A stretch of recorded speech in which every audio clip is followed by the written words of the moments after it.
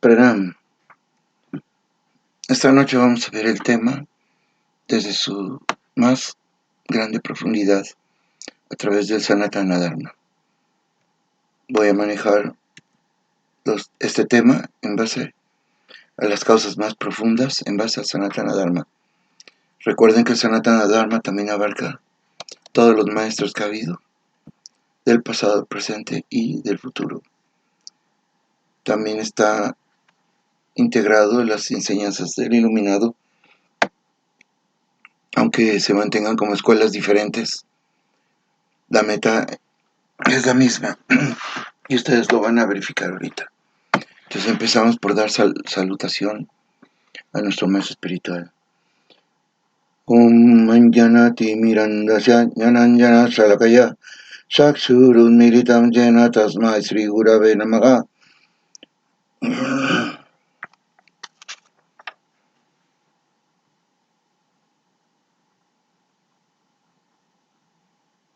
Taptakachana Gorangira de Brindavaneshwari Brishavana Sutadevi Paramami Hari Priye.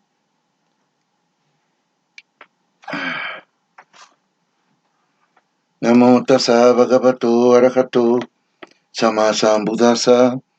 Namo Tassa Bhagavato Arahato Sammasambuddhassa. Namo Tassa Bhagavato Arahato Sammasambuddhassa. Ofrezco mis reverencias y mis respetos a todos los maestros del pasado, a todos los maestros del presente y a todos los maestros que estén por llegar. Sí. Desde un inicio en el Sanatana Dharma se nos menciona que aquellos que están demasiado apegados al goce de los sentidos y la opulencia material y que están confundidos por esas cosas, no se presenta la determinación resuelta de alcanzar la verdad última. Sí.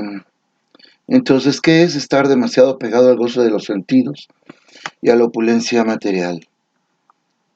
Es muy claro, la opulencia material es avidez, de acuerdo al Iluminado.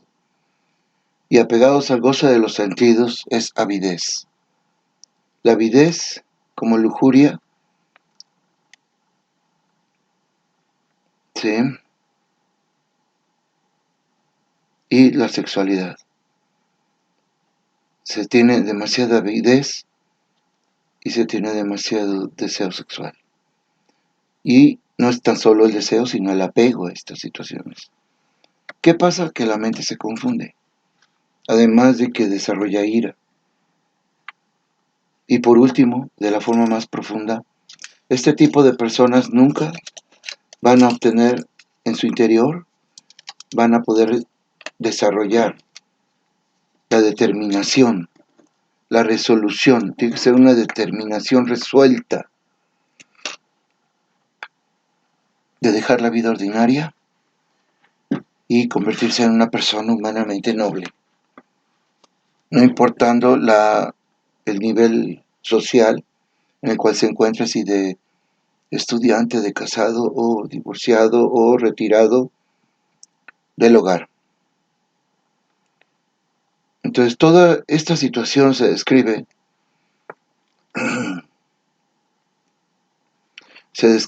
en todo a lo largo del Sanatana Dharma y lo expone diferentes tipos de maestros.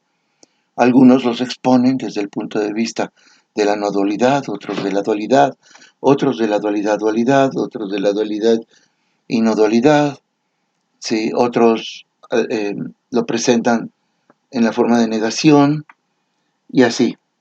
Todas esa forma de presentar es porque ellos alcanzaron la liberación y la iluminación de esa forma. Pero todo eso es necesario, ¿sí? Vamos a ver qué es lo que dice. Si nosotros no podemos concentrar la mente, mucho menos vamos a poder desapegarnos, desarrollar desapego. Mucho menos renuncia. ¿Sí? Entonces, ¿qué tenemos que hacer? Primero, tenemos que recolectar la mente que está dispersa en todos los sentidos y el cuerpo. Una vez que está recolectada y puesta en un solo punto,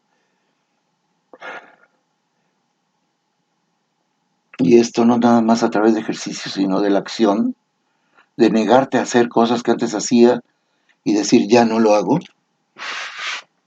caerte en el momento en que estás por hacerlo y no hacerlo, desde ahí, hasta que puedas lograr que si veías antes el pensamiento, gastabas más pensamientos en el deseo y en la avidez, lo bloquees y dejes de pensar en eso, dirigiendo e inclinando la mente y dirigiéndola hacia el Dhamma. Ese es el segundo paso. El tercero ya es la unificación de la mente y finalmente Samadhi, después de la unificación de la mente. Todos estos ejercicios de ahí abajo son concentración. Una vez que tú llegas al Samadhi, de ahí en fuera es concentración, pero en el plano supramundano. ¿Sí? Entonces, ¿cómo es lo que dice? ¿Qué significa este Samadhi? Dice, Samyang adiyatesmim atmatatva yatatmyam. Se llama Samadhi al estado que se alcanza cuando la mente está concentrada en la comprensión y discernimiento del origen, de la verdad última, de la verdad suprema. El camino que tomes va a ser siempre el mismo. Solo que como no lo tienen claro dentro de del sendero de iluminado, lo tienen claro, pero los que han alcanzado ese estado de iluminación o han alcanzado a tener el fruto del elemento de Nirvana, ellos lo ven y ven que esas características, hay un número determinado de esas características de Nirvana, son las mismas que las características del Ishtadev. Es decir, el verso que mencionamos al principio, llévame de la oscuridad a la luz, llévame de la ignorancia al conocimiento, llévame de la mortandad, de la impermanencia a la eternidad. Ese es el punto. Conocimiento supremo, absoluto, infinito. Conciencia infinita y bienaventuranza eterna. Es decir, las tres tienen un elemento que se llama eternidad. Todo lo que está debajo de ello es impermanente. Todo. Entonces se trata de llegar a ese estado. Podemos verlos en los manuales más antiguos que se han encontrado. Algún manual muy pequeñito, tal vez 20 páginas, que se han encontrado de la época del Iluminado, donde hablan que desde el principio que el aspirante se sentaba, él estaba determinado a ir por Nirvana, o a alcanzar el Nirvana, obtener el elemento del Nirvana como un fruto de su acción. Mientras estamos en la vida ordinaria es acción y resultante, pero al cambiar de linaje y convertirte en una persona humanamente noble, un iluminado, en ese momento es acción y ya no es resultante, sino es fruto. Entonces ya cambia, amaga, camino, o sea, el óctuple camino, y su fruto. Y el fruto lo vas cultivando. Solo que estas cosas usualmente no se conversan, porque si no al rato, o dentro de un tiempo considerado, puede ser mucho o poco, saldrán gente diciendo que son nivanólogos a ese tamaño. Entonces no se expone la verdad, ni tampoco en ninguna de las líneas originales y de seres que han, o personas que han alcanzado el estado máximo, supremo, humanamente hablando, ninguno de ellos va a revelarlo. ¿Sí? Entonces este samadhi es imposible para las personas que están todavía interesadas en el disfrute material de los sentidos y están completamente confundidas por cosas temporales. Entonces, el camino es lo contrario. Dentro de la vida ordinaria del goce de los sentidos siempre están buscando la obtención de algún resultado agradable, de dinero, de poder, de fama, de prestigio, etc. El Sanatana Dharma está diseñado de tal forma que va a llevar a la persona desde ese nivel de la complacencia de los sentidos hasta una posición Lo va llevando paso a paso hasta que alcance el estado supremo, un plano supremo, más allá de lo mundano, de lo ordinario, y que se llama supramundano. En el plano del yoga, plano trascendental, y dentro de los temas del iluminado, la persona Aryo ha ganado el nivel de Arahant, de Arhat. Entonces, si continúa diciéndole que cualquiera de estos senderos tienes que tomarlo de principio a fin, no andes picando aquí y allá, porque no vas a lograr nada. O que digas, yo estoy diseñando mi propio sendero. No, ni siquiera eres dueño de la vida que tienes, que estás viviendo. Si fuera así, podríamos extenderla, detenerla, hacerla más larga, etcétera. Muchas cosas haríamos, pero no nos pertenece, ni siquiera. Entonces, cualquiera de estos senderos, tomado seriamente y dado por una persona seria, que ese es tu camino, buscarla, y obviamente que muchas veces no te va a gustar lo que te puedan enseñar. No se trata de que el camino te guste a ti o no, se trata de que lo vas a seguir porque así está, es como una carrera de medicina. Ya está establecida qué tiene que pasar el estudiante, qué estudio tiene que tener y qué prácticas debe de tener, para que finalmente lo pueda él hacer solo y no andar matando gente. Pero se llega a tal orgullo y tal arrogancia y tal confusión de los sentidos que hay personas que no con eso desean serlo sin serlo. Y se dicen, de alguna manera, creen curar y creen muchas veces que los médicos son tontos. Igual en ingeniería, igual en arquitectura, igual en psicología. En esta época de internet, todos son psicólogos, todos son doctores, todos son maestros. Y es el momento de dejar atrás todo eso. Tomarlo para lo que es necesario, pero dejar atrás todo eso y empezar a tomarlo seriamente, te guste o no te guste. Tienes que elegir un camino y tomarlo de principio a fin. Llegando a la meta suprema, estoy seguro que te vas a dar cuenta de que no hubo ningún problema. Y de ahí en adelante camina solo. Tu vida, ahora sí, la vida, que no es tuya, pero has logrado el fruto máximo, una trascendencia, una transformación de tu cuerpo, de tu forma de pensar, de acuerdo a los impulsos que traes de papá y mamá y del árbol genealógico, además de lo que has aprendido, de acuerdo a la percepción que se te ha dado. Has trascendido ese estado. Sí, entonces un pequeño, que es un camino muy chiquito. Aparentemente digo chiquito en el aspecto de que puede ser un camino que no sea muy famoso, porque en el mismo, la misma literatura, en las mismas escrituras se dice, todos los propósitos que cumple un pequeño pozo puede cumplirlos de inmediato un gran depósito de agua.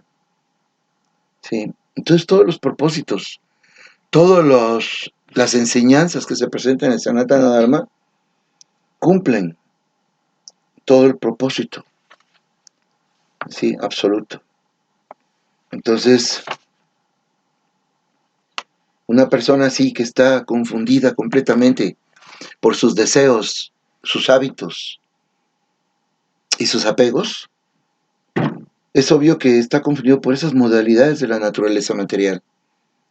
Tama, Raja, Sattva. Entonces todas estas personas ignorantes se dedican completamente a una actividad material y están apegados a ello. No es posible zafarlos. Por eso el Sanatana Dharma los lleva paso a paso. No es imposible que una persona de una vida material desordenada pase automáticamente a un desapego completo. Este error está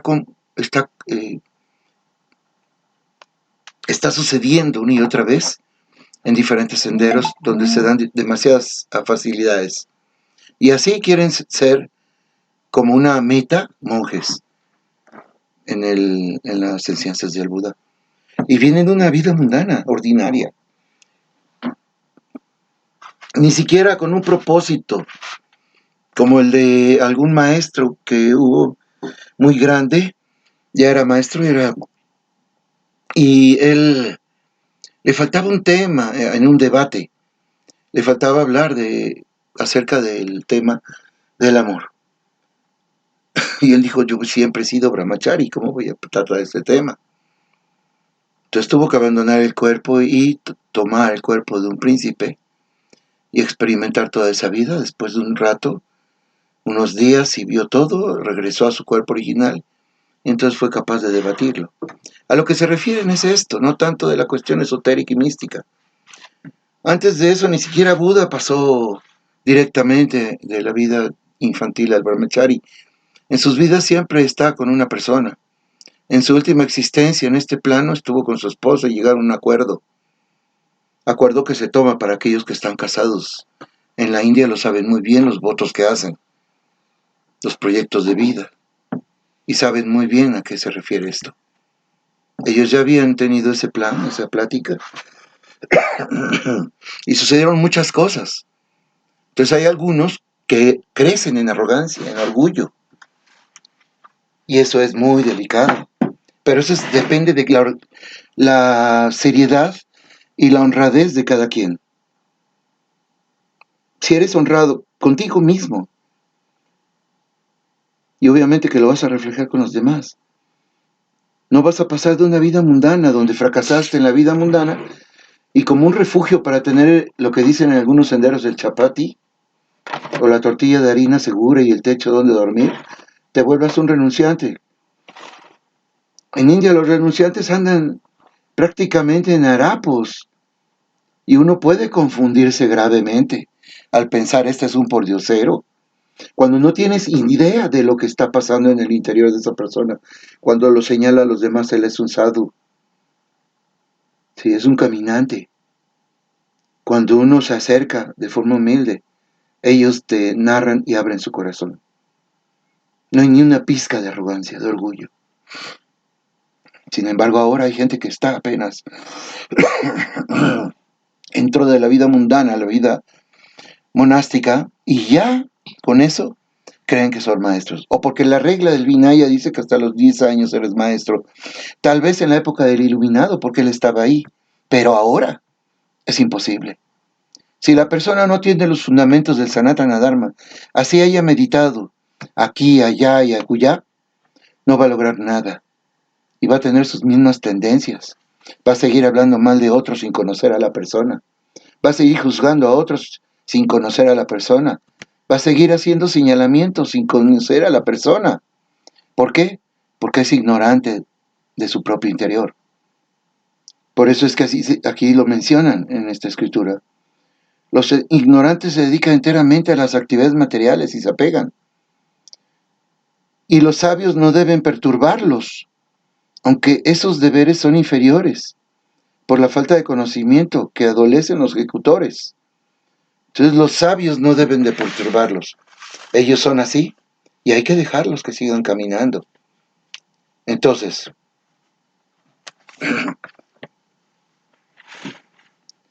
para poder eliminar completamente la ansiedad, debe uno de trabajar sobre esto, porque todas estas actividades en búsqueda de la satisfacción de los sentidos y en búsqueda de la satisfacción del yo y mío, te llevan a la ansiedad cuando no estás alcanzando las metas. O tienes miedo a perderlas. Y eso se establece muy bien en el iluminado. Esas son características de dukkha. Y por donde le veas, no te queda otra más que ir, sí, es dukkha, dukkha. Completamente dukkha. Y entonces tienes que buscar las causas y te das cuenta que es la avidez que tienes, que son los apegos. Y no nada más apegos a cosas, sino los apegos a tus hábitos. Es que si diario me bajo por el lado derecho de la cama, ahora me tengo que cambiar al lado izquierdo. Bueno, eso lo evitamos de una manera, duerme en el piso. Por donde quiera que te pares, va a ser el piso. ¿Sí? Las cosas se van eliminando, pero porque tú lo deseas, no porque alguien va a estar detrás de ti. O porque el Vinaya dice, vi a monjes recitando el Vinaya en 20 minutos. ¿Por qué? Porque están cansados y andan hasta de mal humor. Y ese mal humor viene de la insatisfacción de los sentidos. También vi a yogis, a los cuales no quiero mencionar los ashram, pero siempre eso sucede en los ashram, en donde están hacinados, porque la gente que vi con su maestro o instructor y que tiene nada más uno o dos,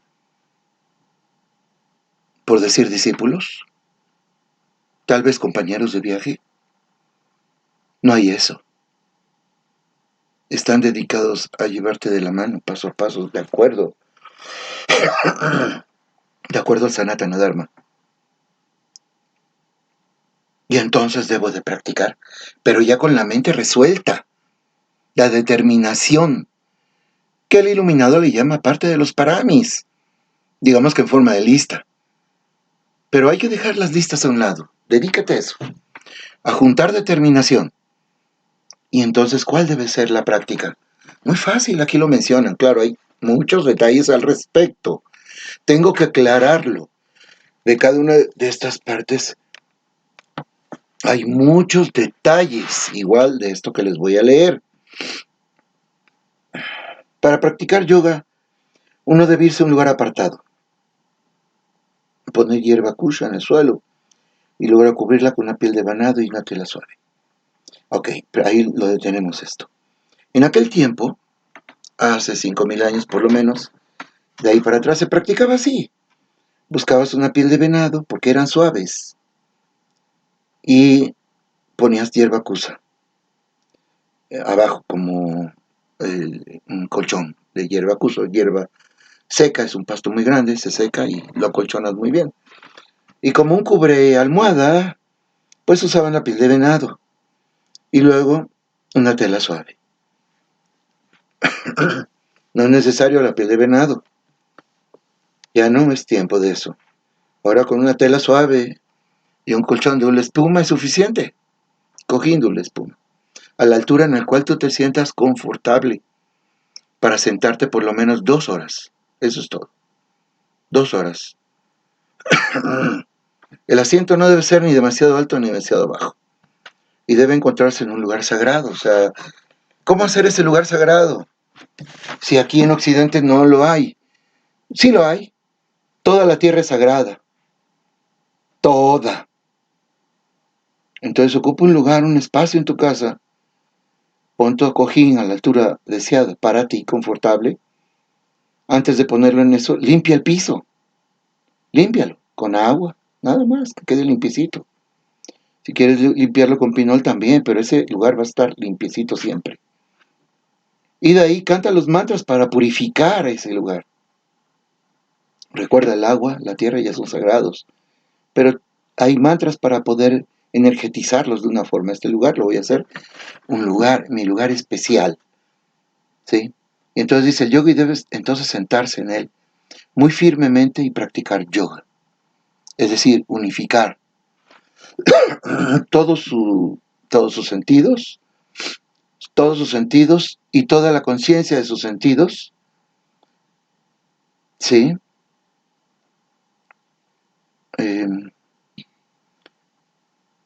Ahí debe de dirigir a todos sus sentidos y su conciencia de los sentidos para unificarla con la conciencia suprema.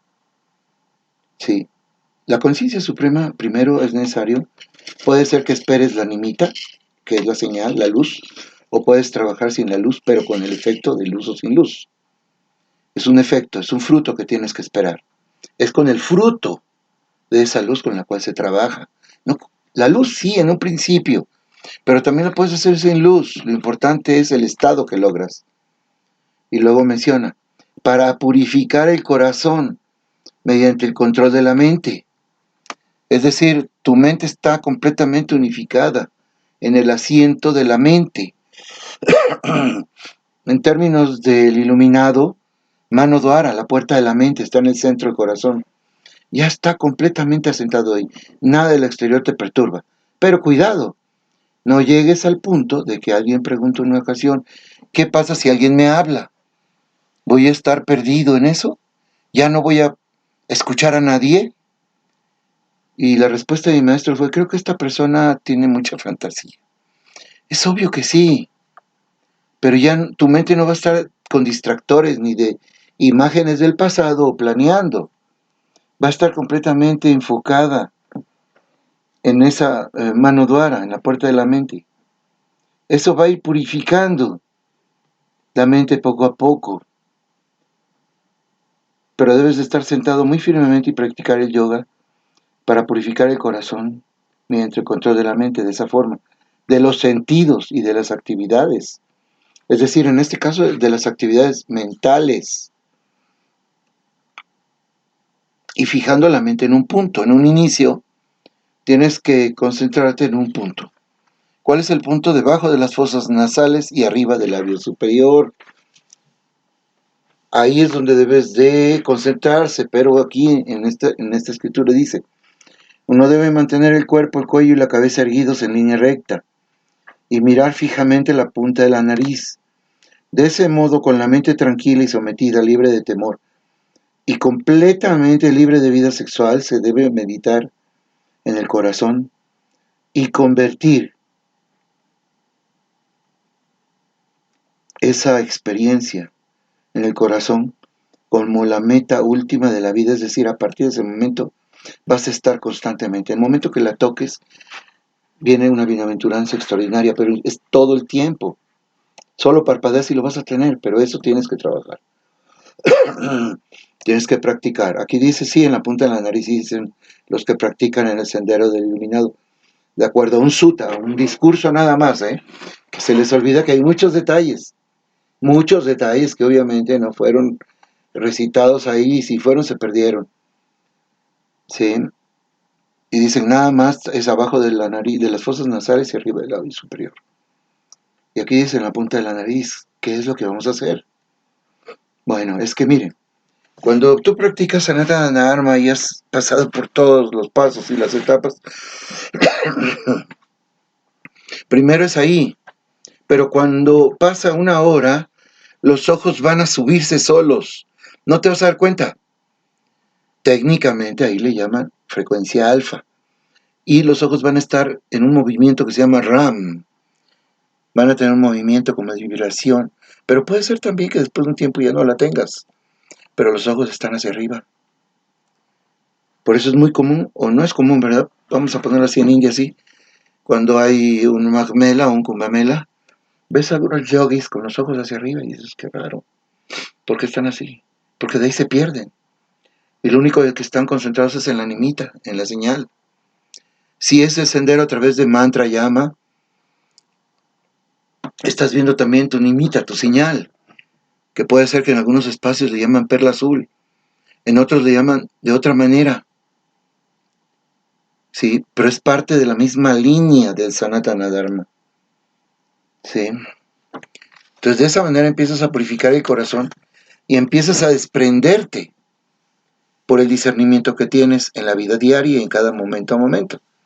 ¿Cómo? Bien, porque vas a ir viendo que cada cosa que sucede, que se presenta por parte o de origen de cualquiera de los sentidos, ni es tuya,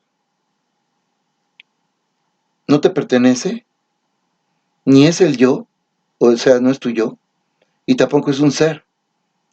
Cuando tú disiernes esto en el interior de forma correcta, te vas desapegando, vas cultivando el desapego.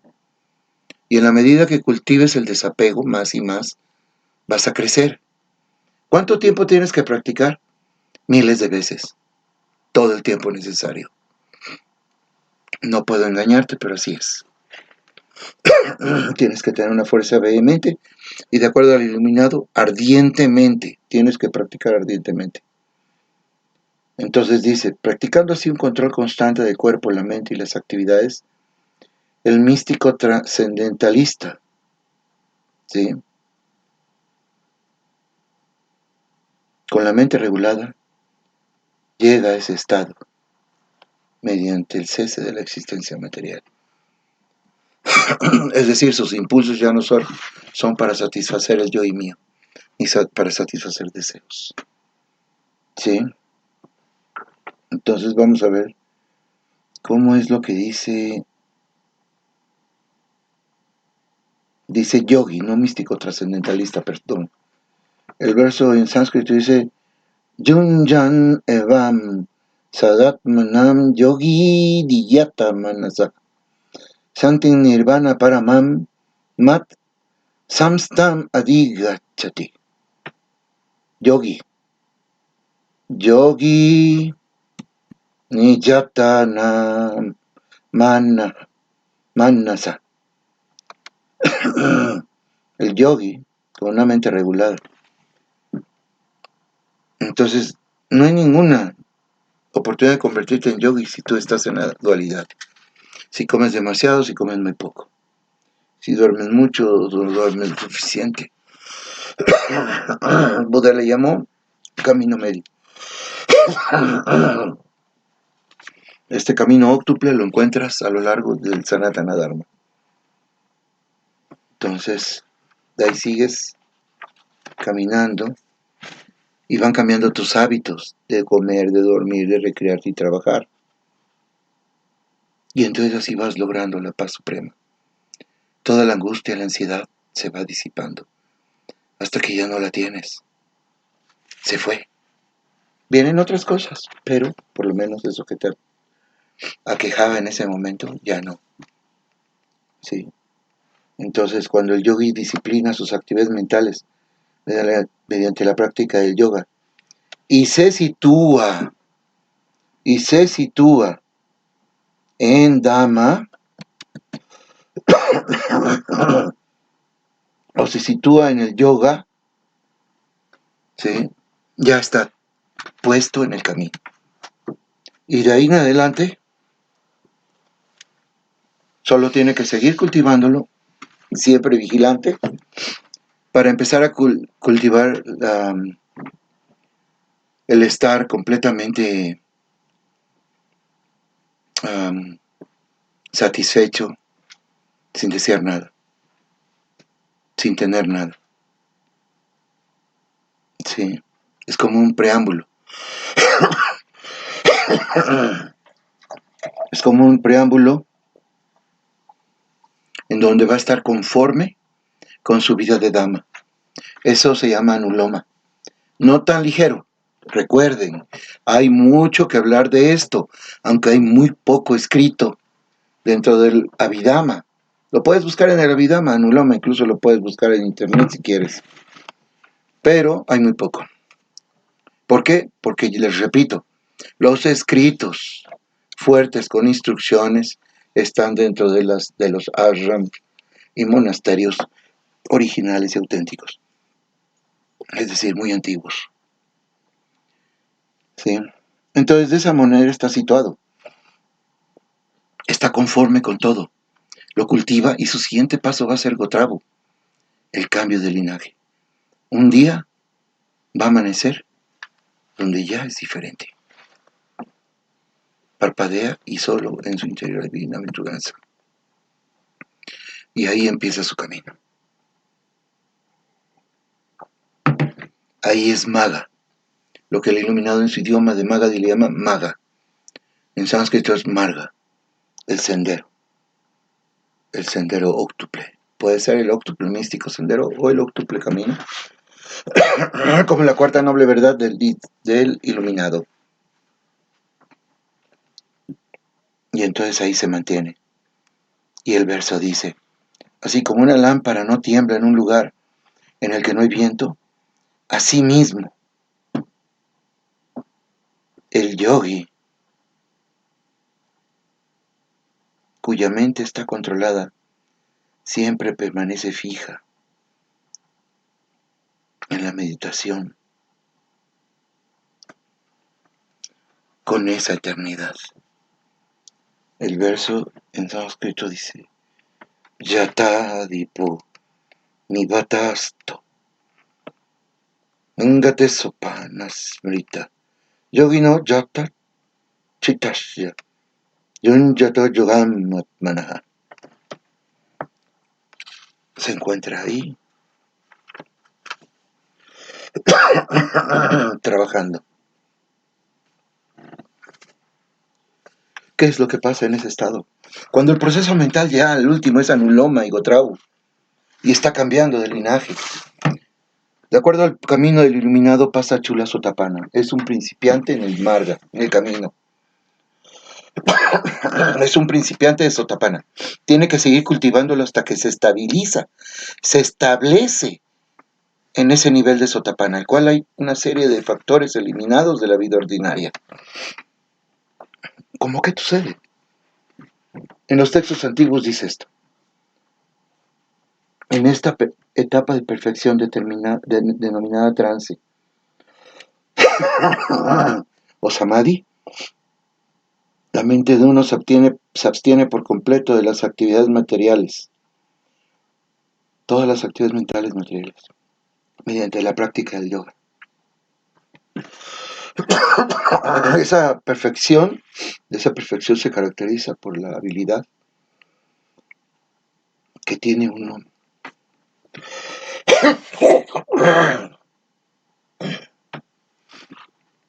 de ver el interior. Con una mente completamente libre de deseos y apegos, y de disfrutar, y estar regocijado ahí en una bienaventuranza inmensa. En ese estado jubiloso uno se sitúa en medio de una felicidad trascendental ilimitada que se llega a experimentar a través de los sentidos trascendentales, no con los sentidos físicos. Establecido así, uno nunca se aparta de la verdad y al conseguir esto, piensa que no hay nada mejor. Una persona así, al situarse en esa posición, nunca se desconcierta, ni siquiera en medio de la mayor de las dificultades. Esta es en verdad estar libre, de hecho, de todos los sufrimientos que surgen del contacto material. Bien, aquí les dejo. Considero que esta plática ha sido muy larga, muy extensa, y tienen que discernir mucho sobre este tema. Namo Buddhaya, y que todos los devas y todos los maestros del pasado, presente y futuro los bendigan para que logren determinarse con firmeza en el camino.